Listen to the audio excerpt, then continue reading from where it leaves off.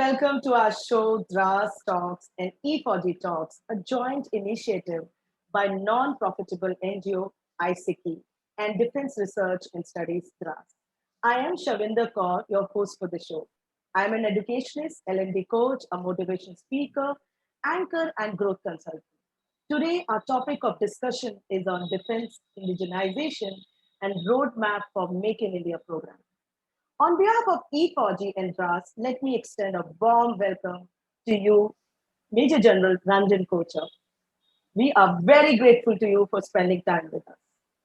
Thank you very much. Great. Before we start our discussion, let me acquaint our viewers to the guest. Major General Ranjan Kochar, VSM, retired from Indian Army, is a former NGAOC Central Command, the arbitrator with the Ministry of Defense. He is the alumnus of Defense Staff College, College of Defense Management. He has commanded key logistic units of Indian Army. He holds a doctorate in emotional intelligence and is a reputed expert on military logistics and supply chain management. He holds postgraduate degrees in MBA, Management Studies, MSc, that is Defense Studies.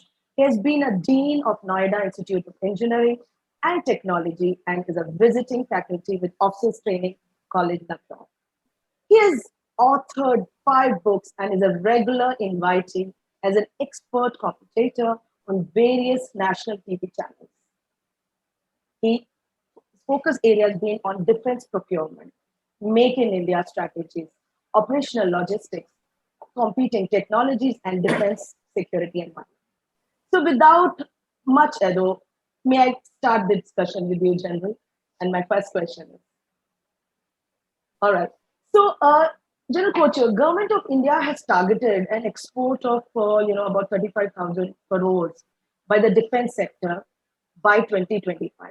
Do you think that is the target is achievable? And what are the main impediments in meeting this target?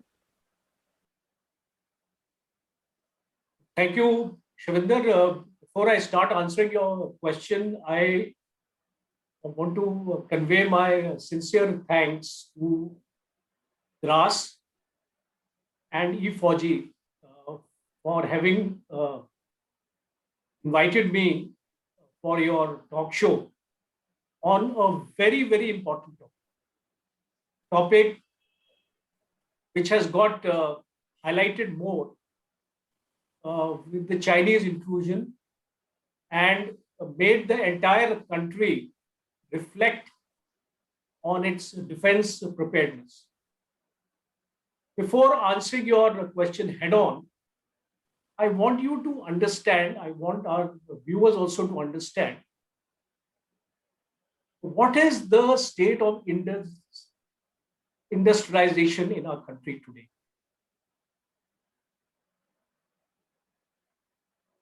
Are we looking at things from overall perspective, or we only indulge in firefighting?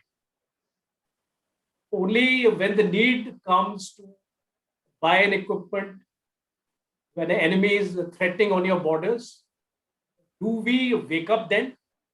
Or do we have a long-term perspective as far as defense manufacturing is concerned? We have been over the years giving undue importance to DRDO, DGOF to cater for our requirements. Do they have a roadmap? Do they take their stakeholders into confidence when they take the decisions? Let me tell you that in the Ordnance Factory Board, 80% of the orders which they get overall are from the Indian Army. And there is nobody on their management from the Indian Army. So the decisions are taken without the interest of their major stakeholder. The Indian Army wants the equipment at the right time, at the right price, and the right quality. Do they deliver to us in these 3 parameters? We have to think about. considering the impact of COVID on our economy, because now we are thinking of an export target of 35,000 crores. Let us also talk a little about the economy. Yes. Earlier estimates was that the GDP would grow at the rate of 11.7%, but now it has been pegged down to almost about 8 to 9%. 3.8 lakhs crores lesser than last year. Yes. So why I'm dwelling upon this is because all this is going to have an impact on the target. The fiscal deficit today stands at 11.8%. Last year it was 10.9%. The debt burden is 90% of the GDP. The core sector, the core manufacturing sector has contracted by 6.5%. And in 2019, we were a 2.87 trillion US dollars economy, where the Prime Minister has now announced in 2025, we are going to be a 5 trillion economy, US dollars. So from 2.87, can we reach 5? That is the question everybody has to answer and analyze. The performance management index, manufacturing index, PMI as they call it, in March 2020 went down to 38%. And now it is 50.8%. This is out of a survey of 500 manufacturing companies. So why I am also bringing this out is, this is our manufacturing output. The contribution of the manufacturing sector to the GDP of ours is only 24%. Today, the services sector contributes more than 50% to the GDP. If we compare with China, it's almost the double. It is the other way around. Yes. Their manufacturing sector contributes more than 50% to the GDP. Than the service industry. So unless we, I'm not drawing comparisons for the sake of comparison, but unless we have a turnaround on this, we will not be able to achieve any kind of target we actually build for ourselves. The foreign direct investment in our country in 2019 was 49 billion US dollars. In comparison, China, it is 140 billion US dollars. So it's almost 3 times of us. So we have to take into account these concerns. Next aspect is the share of our domestic procurement, when we talk about manufacturing, is 60%. That means 40% of our consumption is not being produced or manufactured in the country. It actually comes from outside. Exactly. So according to experts, if we have to reach 35,000 crores, our CAGR, which is a compound annual growth rate, has to be 40%. 40%. So if we analyze in 2020-21, we had kept a target of 15,000 crores. Yes. So, and how much we achieved? 5,700 crores. So we have almost about only 30 to 40% of that target. True. So to think of pushing it to 35,000 will take a lot of effort. Coming to the defense PSUs now, because you know how this target can be achieved is the concern. And who are the players? The OFB, the DRDO, Yeah. the PSUs, and the private sector. So, defense PSUs today contribute only 7.6% of the total defense exports.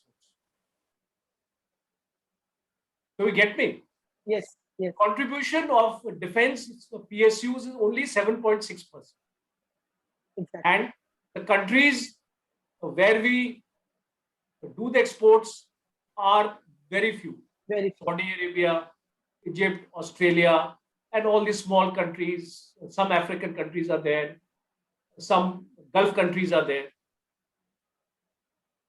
And we are also thinking of exporting our Tejas fighter planes, Mark 1 Alpha. For the information of all, it is the price for export has been fixed at 340 crores. And we got the Rafale at 670 crores. And if we add on to all the additional avionics and the weaponry we actually get with that, it almost is touching 800 crores. Yes, it is. So for two Tejas, you get one Rafale. So we are thinking of exporting this to Malaysia, Vietnam, Indonesia, and Sri Lanka. So it will be a game changer. Why am I actually saying this is because that 35,000 of figure, if you convert it into Tejas, then 340 crores is for a single aircraft. Yes. So even if you export to 100 planes, so you have a substantial target. Target to be achieved. And there is a huge scope now for the private sector. Today, 80% of the defense budget has been earmarked for capital procurement. So that amounts to 300 billion US dollars. So that is the opportunity available today for the private sector.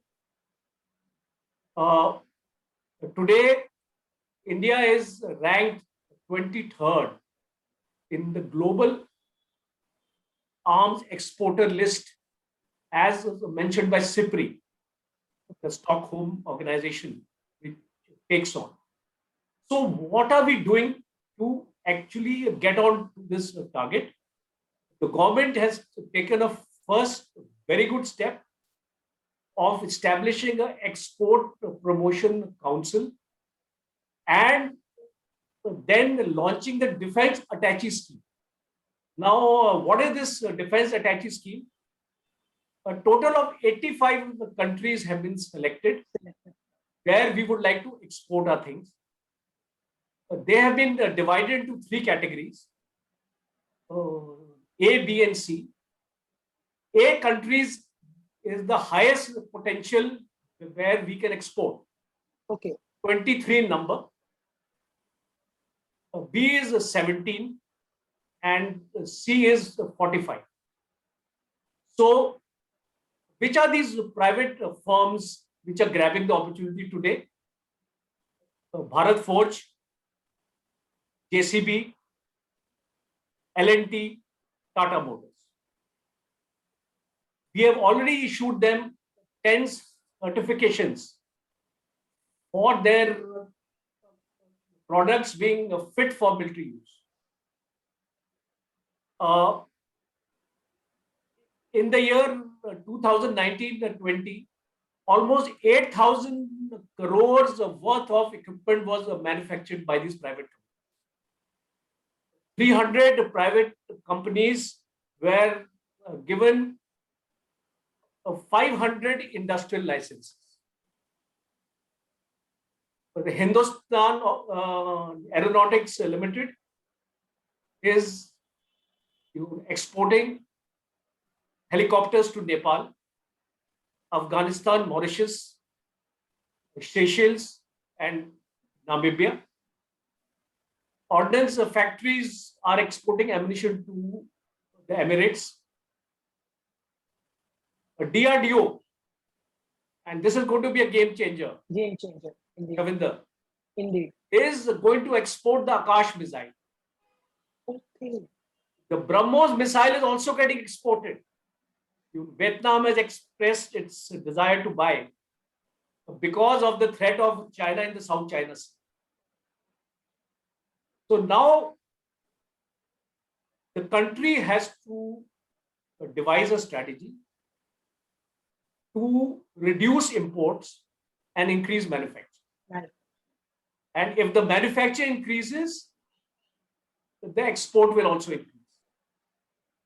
And the opportunities for exports I have just highlighted to you.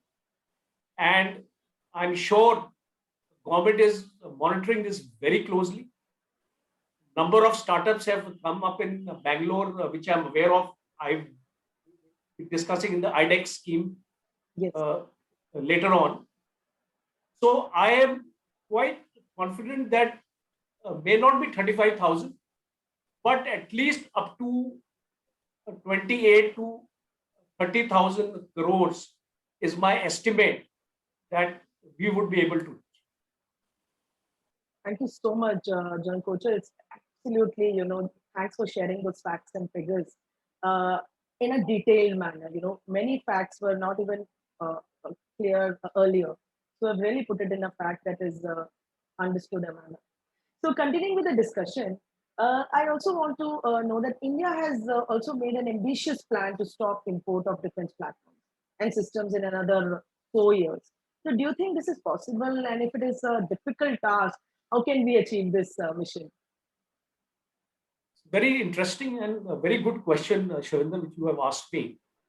And unfortunately, most of our countrymen, they get carried away by newspaper headlines, statement of leaders, and things like that, Yes. without understanding what goes into a manufacture of a defense platform. Let me give you some facts. Please. The MiG-21 aircraft came into the service in India in the year 1963. Are you aware? 1963. Okay. In 1963, this aircraft was commissioned in the Indian Air Force. It is now almost 6 decades and we are using it. Using. Yes. Okay. Next, Jaguars came in 1981. We are using this aircraft for the last 40 years. 40 years. Mirage 2000 came in 1985. We are using it for 36 years. Yes. Sukhois came in 2002. We are using it for 19 years. Okay. Coming to tanks, T-72 was inducted in the year 1971 after the Pakistan thing. Yes. 50 years it has been with the Indian Army. T-90 came to us because it's our main battle tank today. It is our pride and we actually call it Bhishma. Bhishma. Bhishma in Mahabharata, you know his significance. Yes. So it came to us in 1993, 28 years. So, and all these are imported. And unfortunately, the transfer of technology hasn't taken place. So to say that we'll be able to discard these systems, it's not possible. Yes. Now, even if you take example of countries like the US or the F-16, it has been there with them for the last 4 decades. M1 Abraham tank has been with them for the last 4 decades. So what we require here is a robust supply chain. There is nothing wrong with the T-90 tank. It still is meeting our requirement. It is still performing its operational role.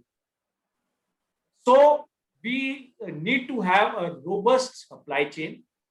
And for that, we have to build up industry in India. Russia has stopped the assembly line for T-90 tanks. We are getting the spares from Russia at 4 times the original contracted cost. Yes. Can we afford it? And that country will always play, foul at times. You hike the rates because we can't go anywhere else. Indeed. तो tank तो हमारे पास वही है. वही है. तो इसीलिए it is important that we build this capability within the country. And coming to the platforms where the import is going to stop, it is basically a negative list. First, it was 110 items. Last 2 months back, the government has announced another 108 items. So it is only restricted to these 218 items, which is basically assault rifle, RT guns, missile corvettes, attack hepters, fighter trainer aircraft, small transport planes, and cruise missiles. Okay. We already have Tejas. Yes. Dhanush gun is there, which is replacing the Bofors. We have the light combat hepters, which are being manufactured by HAL now. So all this talk of stopping import of the platforms are only restricted to these items. Yes. So let us not get carried away. If somebody says that all defense platforms are going to be stopped, no.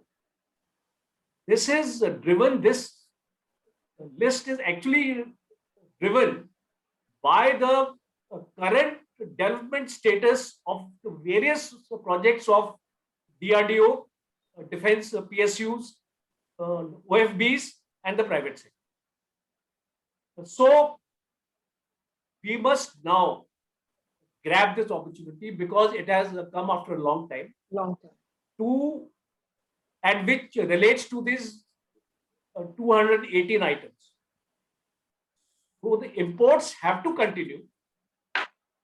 They can't stop. Our main platforms will continue to be imported. The spares will also have to be imported. So now the private sector has to come in for these 218 items.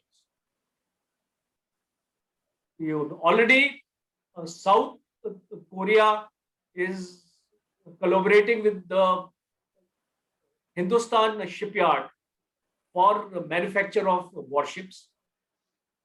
Samsung is again collaborating with Kochi shipyard for the LNG tankers.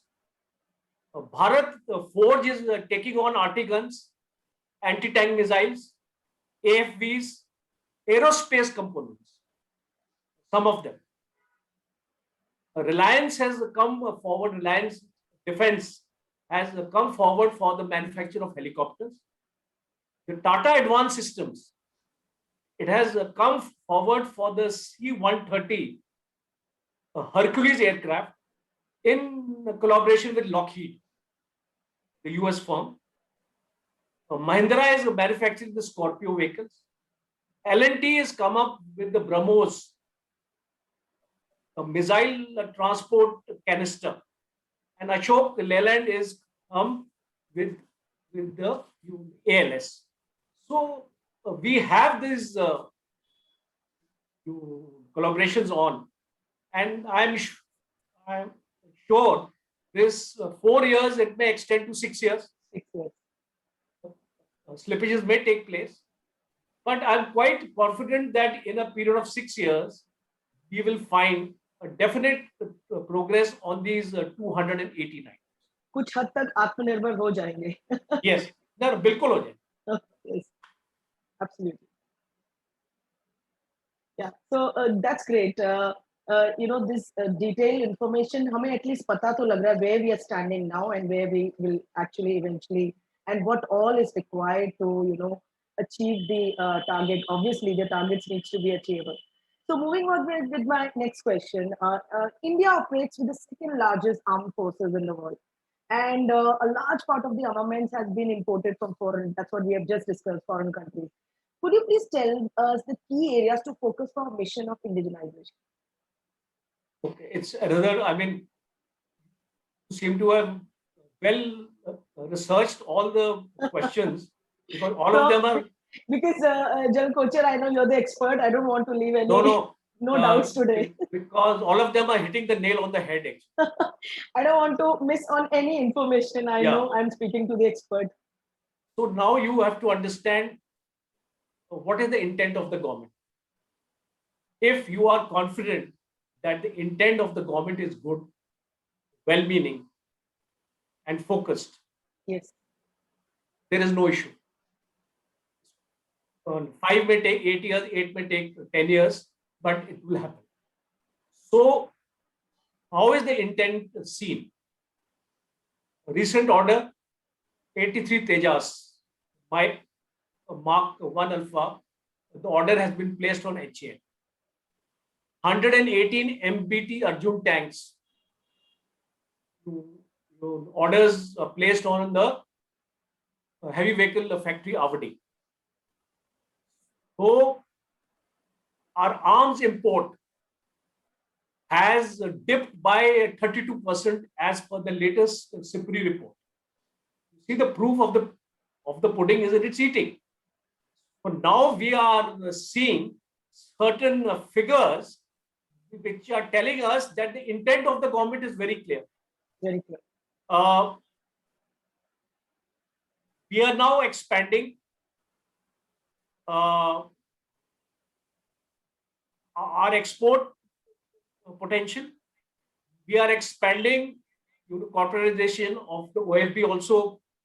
We will discuss subsequently, because that is also giving a push to indigenization. Yes, absolutely. So, what have been the impediments for the indigenization in defense? These has been too much dependence on the public sector, the lack of technology, and the ease of doing business. We are ranked 64 in the world for the ease of doing business, because our labor laws, land laws, law and order are all state subjects. So even if a central government passes an order, it is the state governments which have to play ball. If the states governments do not cooperate with the center, and if there is an opposition government like if Mamata Banerjee is not going to cooperate with Modi, then how will anything happen in Calcutta, you tell me? Exactly. So that is why these defense corridors which have come up, they have only come up in the state of the defense minister. If you analyze, yes, when Sitaraman was the defense minister, we had it in Tamil Nadu.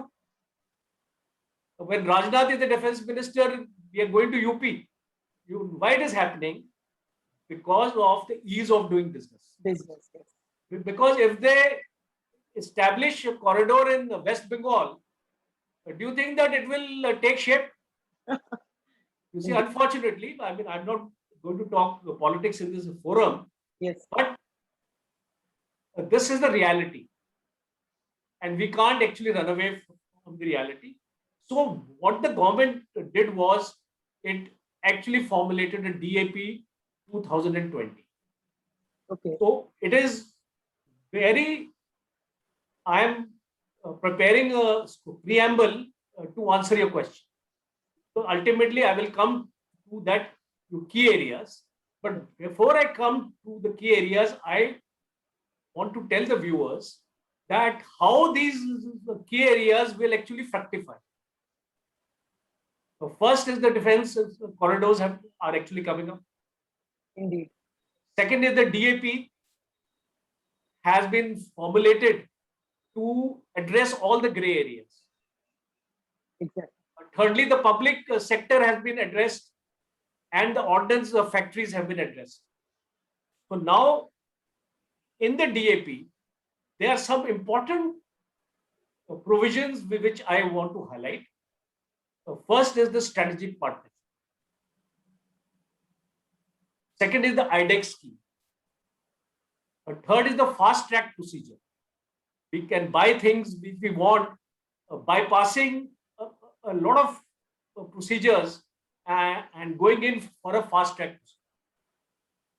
Then acquisition of information communication technology, which is like very important. The way China is ahead of us today, unless we develop our artificial intelligence, disruptive technologies, blockchain, quantum computing, things like this, we'll be nowhere.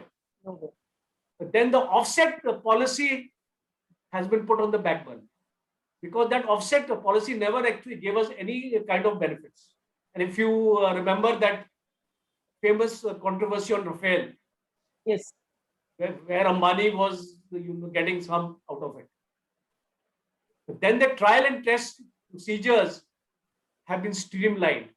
It used to take, can you imagine, Ravinder, it used to take almost 2 years to test the equipment in all terrains. So that timing has been fixed, accountability has been fixed. Defense leasing has been a new methodology that in case you can't buy an equipment, you lease the equipment. Okay. So Navy was doing it earlier, but now Army has also started. So see, That really helps to making it streamlined. yeah, it will speed up the entire process. So what are the key areas now? On air defense, you have the surface to air missile Akash. Okay. So that is this Akash project has to be handled in a big way. You MR SAMs and QR SAMs, you medium range surface to air missiles and all are also being developed indigenously. Then our thermal imagery, night vision devices, third generation thermal image intensifiers, Okay. laser guided ATGMs, and most importantly, the UAVs. For the first time, a company of India known as Idea Forge is coming up for the manufacture of UAVs in the country. Earlier, we were dependent on Israel. Heron UAV we were getting, and so now we'll be manufacturing our own. BrahMos 2, superior version of BrahMos 1, it is close to operationalizing now. So that is a major missiles technology because the future wars, if you see, are going to be missile based. So our missile technology has to come up. The next areas for indigenization is the smart and intelligent munitions, ammunition as we call it. We are buying the Spice 2000 from Israel, Spike ATGMs, hammer precision guided missiles. We are all buying this from other countries. So now we have to go for Indianization, and these are the key areas for us, and we have the technology. We have the wherewithal to do it in India. Then, as far as Air Force is concerned, we have to go in for the upgradation of the MiG-29 aircraft. Yes, that is very much required. You will be surprised to know, or I would like to inform the viewers, it takes almost 35 to 40 years from the time you start designing an aircraft till the time it comes into service. Yes, Rafael has been in service for the last 15 to 20 years. It is now coming to India, but the aircraft is already 15 years old. So you have to understand that it is not an overnight job. It requires a lot of effort, a lot of R&D. Yes. You see, unfortunately, we are spending only 0.3% of our GDP on R&D. Countries like the US and all are spending 3% of the GDP on R&D. So unless we have to bring in technology in our country, our research and development R&D budgets have to increase. Yes. Okay. Now coming to the Navy or the indigenization, the nuclear submarine. We have already started on this. We have to build up more. The submarine fleet, we have a shortage. So we have to indigenize, and we have our ship building yards available here. We have the Hindustan, we have the Mazagon docks, we have the Goa shipyard, we have the Kochi shipyard. Kochi shipyard, yes. So all these will actually contribute. And mine counter measure vessels for the Navy. So these are the areas I feel are open for indigenization in times to come. May take 8 to 10 years, but in those 8 to 10 years, I hope to see the Indian Air Force, which is down to 29 squadrons. It will be made up to 42 squadrons, because that is our desired capability. On the maritime front, we expect to see a major shift. Because today, if our strength is there, let me tell you, it's the Indian Navy. And we have to give it the teeth. Because today, the Andamans and the Car Nicobar have to be identified as our 2 aircraft land carriers. We have to equip these islands into a great force of deterrence, so that we can curb the activities of the Chinese into the Indian Ocean. This is important. Thank you. General Kochhar, so absolutely what I understood from the discussion is that there are mega projects already in pipeline, and we are going to, get through with these subjects that you have discussed. So quickly, I want to really discuss further on. Right now, the Innovations for Defense Excellence framework, that is IDEX, launched by the Department of Defense, production under the Defense Indigenization, to foster self-reliance and engineers development within it. So could you please enlighten us on this initiative as well? Okay, this IDEX you're talking about? Yes. So basically, it is the Innovation Defense Excellence Scheme, which was launched by the Prime Minister in April 2018. And its actually aim is to foster innovation and technology development in the defense and the aerospace sector. And methodology is, it's a very wonderful idea. The methodology is to engage the micro, the small, and the medium enterprises, MSME as we call it, the startups, the individual innovators, the R&D institutes and the academia.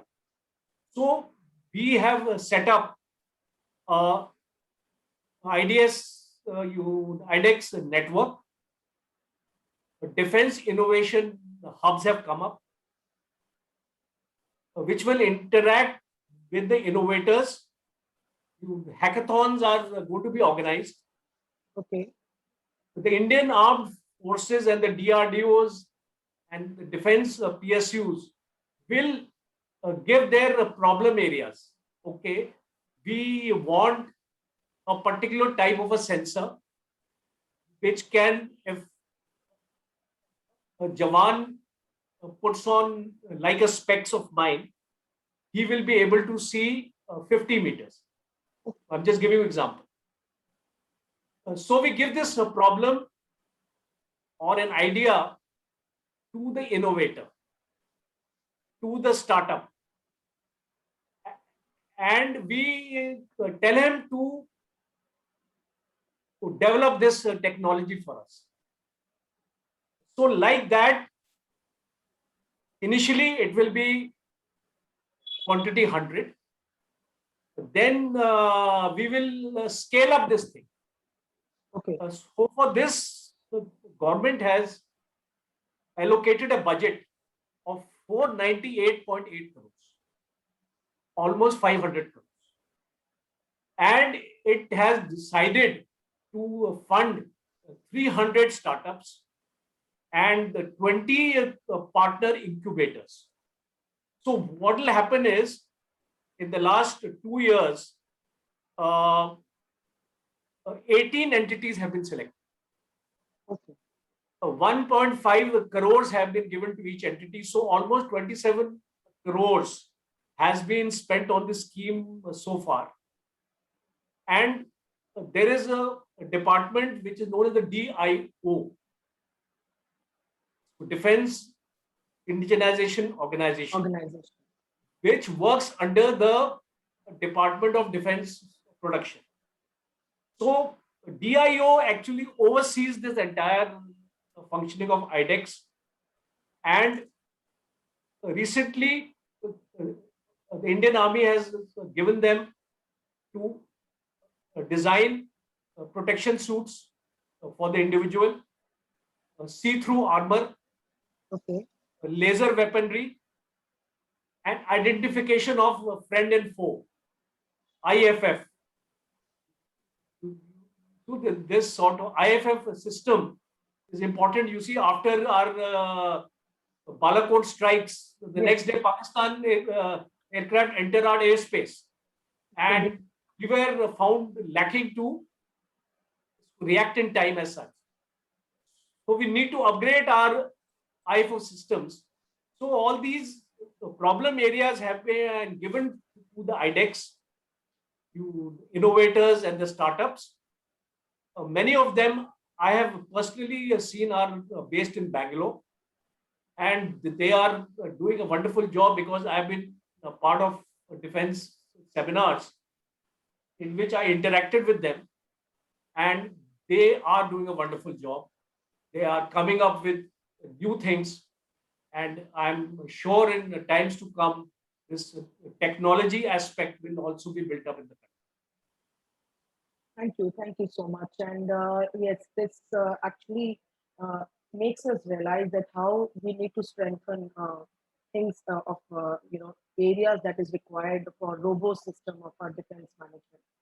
So quickly, I'll ask another question. What is your take on the depleting defense budget? India, when it comes to India, they spend about 72 billion US dollar for defense annually. But on the contrary, China spends a whopping amount of 252 billion US dollars for their defense currently. So do you think our research and indigenization efforts got muted because of our low budget allocation every year? वो एक हिंदी की कहावत है, पैर उतना ही रखना चाहिए जितनी आपकी चादर हो. चादर हो. Yes, See, very true. now unfortunately, we are number 6th economy in the world today. There was a time we were number 3 Number We have fallen back to number 6 position because of COVID and other reasons. So it is a trade-off. You want infrastructure development, you want healthcare, you want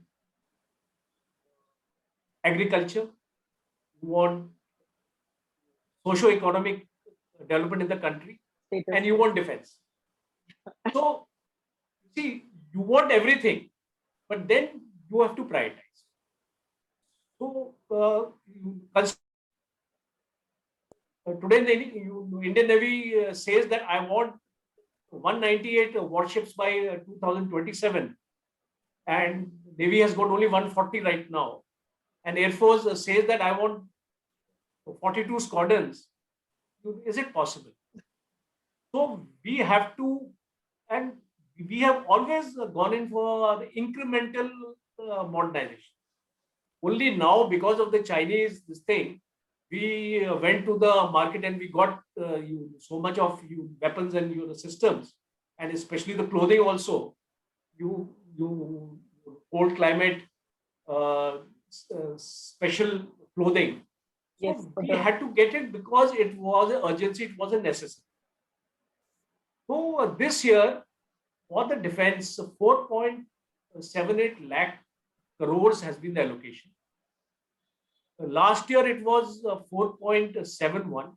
So it is an increase of only 1.4%. And if you see the inflation, is actually decreased. The budget has actually gone down. If you take inflation of say about 5% or 6%, so it is lesser allocation than the last year. And the only good point I find in the budget is that the DRDO budget for capital acquisition has gone by 7.8%. The border roads budgets have gone up by 7.5%. So I find that the government is committed. But the most important is to need to align this budget with the acquisition plan. See, unfortunately, we make an acquisition plan, but we don't have a supporting budget. supporting budget to it. As a result of it, the acquisition plan goes haywire. So what the government has done is a very, very good thing the government has done is it has created a special fund. It is known as the modernization fund for defense and internal security. So the good part of this fund is it is non-lapsable. That is, if I decide that I want to buy a assault rifle from this fund, and if I place an order, and if the rifle comes to me after 2 years or 3 years, the money which has been earmarked for this rifle will not be spent anywhere else. It is dedicated to the procurement of that rifle. So ultimately, that weapon platform or system will actually come to us. It won't be shelved. So this is, I just saw, give an example. The time frame may not be so long. We may actually get it in about a year and a half's time. Because as per the DAP 2020, all procurements have to be completed within 2 years. 104 weeks is the ultimate thing. Though I think it's wishful thinking. We may not complete all the projects in 2 years, but okay, you take it about 3 to 4 years, maximum 3.5 years. We will actually get this entire thing. So this is a good thing of this budget, and with whatever we are getting, the Indian Army has asked for light tanks. The government has gone in for a RFI, and today's morning news is that for the infantry combat vehicle also, an RFI has been floated. Okay. So this vehicle is a a multi-purpose vehicle which can be used in mountains as well as deserts. So intent is there, and as long as the government is giving you money to buy these things, I think you should be happy. Great, great. Thank you so much. General Kocher, we have, before I wrap up this discussion, one last question. And that is the government has recently announced, interestingly, corporate structure for the OFB. So do you think this will have a major impact on our defense industry? I'm an optimist. So whatever I feel the government has doing with a lot of research and thinking and deliberation, you must be allowed to be complimented at this stage. And it will be too premature to say that it won't be a success. Let's allow it to happen. And then let us see that how it actually works out. See, the problem in the Ordnance Factory Board was decision making. They took almost 2 years to decide on the procurement of an item. The Indian Army's orders are pending with them for almost 7 to 8 years. Which organization can afford to wait so long, you tell me? So long, yes. आपकी तो technology बदल जाती है. आप अपना Apple phone ले लो. आप are you still using your Apple phone which you were using 8 years back? Upgradations happening every month. Yes. So the second was the accountability. There was an ammunition incident in Central Ammunition Depot, Pulgaon, for the anti-tank mines, exudation of those mines, and we lost almost 20 of our boys. Yes. Who has been held responsible? Sadly. Has there been a court inquiry? Has any DRDO official been sacked or sent to jail? No. So there is no accountability there. The third is the quality control. He is the single vendor. He's not bothered. He knows that he is the one and the last. You can't go to him.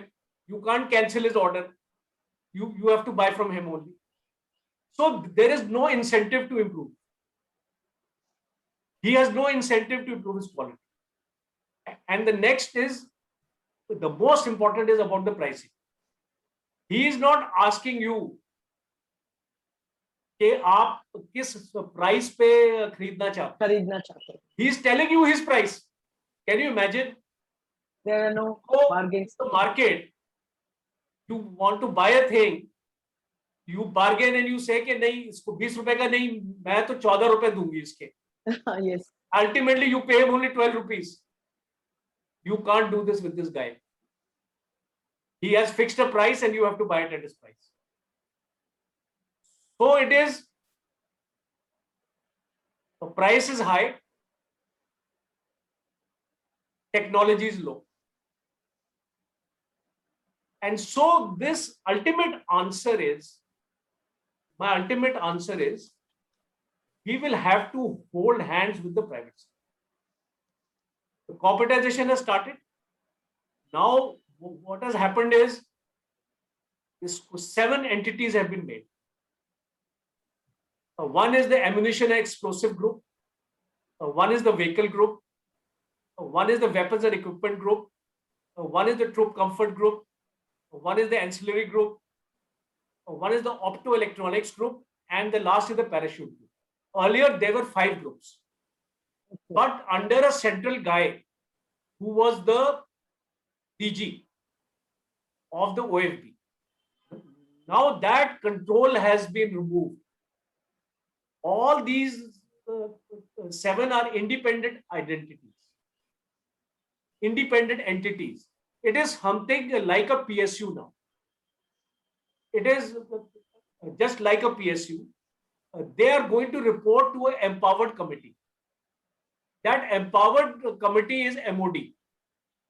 That empowered committee is headed by the Raksha Mantri.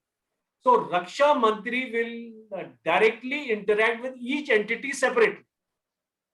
So Okay. now there is an additional secretary in the government who has been designated as a coordinating point for all these 7 entities. So he is of a fairly high rank. He will have access to the Raksha Mantri. So all the decision making is going to improve now. So where the decision was taking about 2 years, it will improve. The processes will become better. Right now, the government is going to fund them for 5 years. Okay. Government is going to take care of all the requirements for the 5 years. But in these 5 years, they have to build up their own competence and capabilities. And they have the power to hold the hand of the private sector. So wherever they feel they want to cooperate, you co-opt a, a startup or private organization, they can join hands with it. They can even have a merger. Merger with. JV concept is also coming up, joint ventures. They can enter into joint ventures with other companies also. So they will build up the quality, they will build up the technology, and I'm sure this model will slowly graduate into a PPP model, a public, private enterprise. Okay. And once it gets into the PPP model, I have no doubts that all these 7 entities will be a great success. As a matter of fact, the other defense PSUs may also like to follow this model if it is a success, which I am sure it has the structure of being a success. And if the others will also follow, I am sure this dream of Atmanirbharta 2035. 35. 2035 is the date which has been given for it. I'm sure it will happen. Thank you. Thank you so much. Indeed, General Kocher, it was a pleasure listening to you, and I hope your views will be heard in the power corridors of New Delhi. Thank you very much. So, on behalf of Defense Research Studies and E4G, may I extend a gratitude to you for spending your valuable time with us. It was indeed a great eye opener for all of us. Thank you once again. Jai Hind. And a great pleasure for me, Shavinder, to be a part of your show. And I must compliment you on your detailed research on the subject. And I hope we'll be able to reach across to the right corridors, as you said, and things will improve in times to come. Thanks a lot to DRAS for giving me this opportunity. Jai Hind.